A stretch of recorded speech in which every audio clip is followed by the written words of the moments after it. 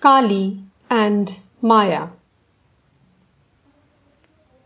Sri Ramakrishna, on the other hand, though fully aware, like his Guru, that the world is an illusory appearance, instead of slighting Maya like an orthodox monist, acknowledged its power in the relative life.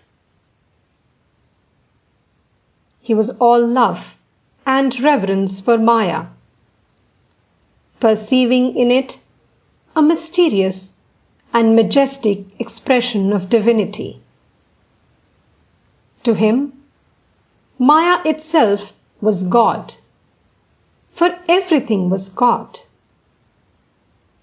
It was one of the faces of Brahman.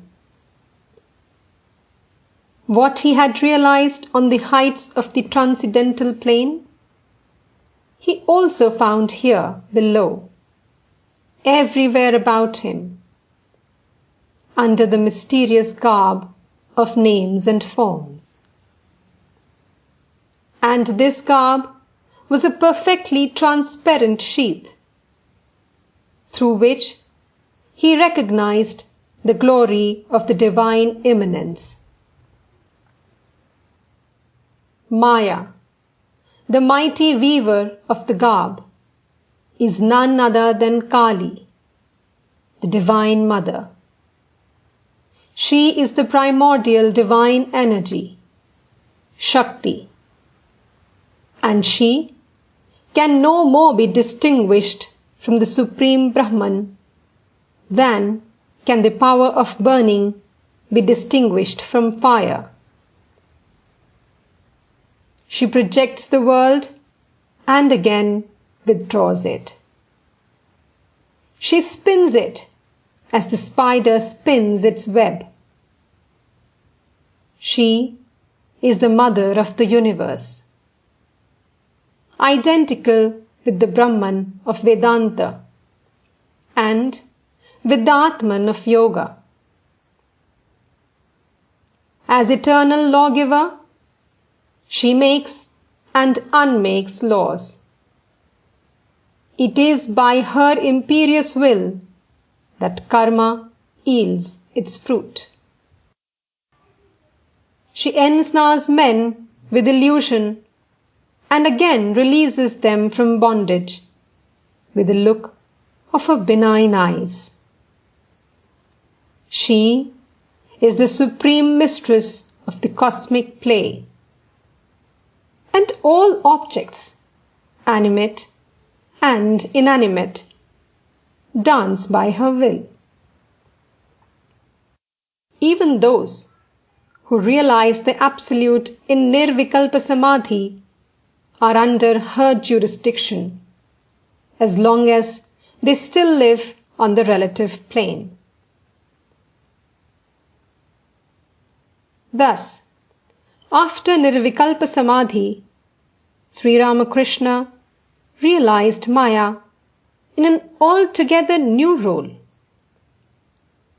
The binding aspect of Kali vanished from before his vision. She no longer obscured his understanding. The world became the glorious manifestation of the Divine Mother. Maya became Brahman. The transcendental itself broke through the immanent. Sri Ramakrishna discovered that Maya operates in the relative world in two ways, and he termed these Avidya Maya and Vidya Maya. Avidya Maya represents the dark forces of creation, sensuous desires, evil passions, greed, lust, cruelty, and so on. It sustains the world system on the lower planes. It is responsible for the round of man's birth and death. It must be fought and vanquished. But Vidya Maya is the higher force of creation. The spiritual virtues, the enlightening qualities, kindness, purity, love, devotion. Vidya Maya elevates man to the higher planes of consciousness. With the help of Vidya Maya, the devotee rids himself of Avidya Maya. He then becomes Mayatita, free of Maya. The two aspects of Maya are the two forces of creation, the two powers of Kali, and she stands beyond them both. She is like the effulgent sun, bringing into existence and shining through and standing behind the clouds of different colors and shapes, conjuring up wonderful forms in the blue autumn heaven.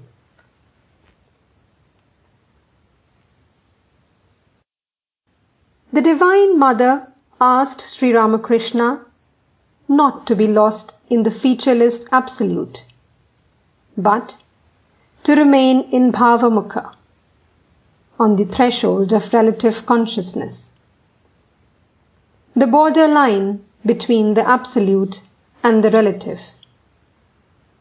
He was to keep himself at the sixth center of Tantra, from which he could see not only the glory of the seventh, but also the divine manifestations of the Kundalini in the lower centers.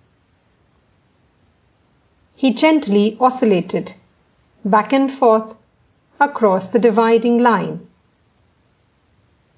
Ecstatic devotion to the Divine Mother alternated with serene absorption in the ocean of absolute unity.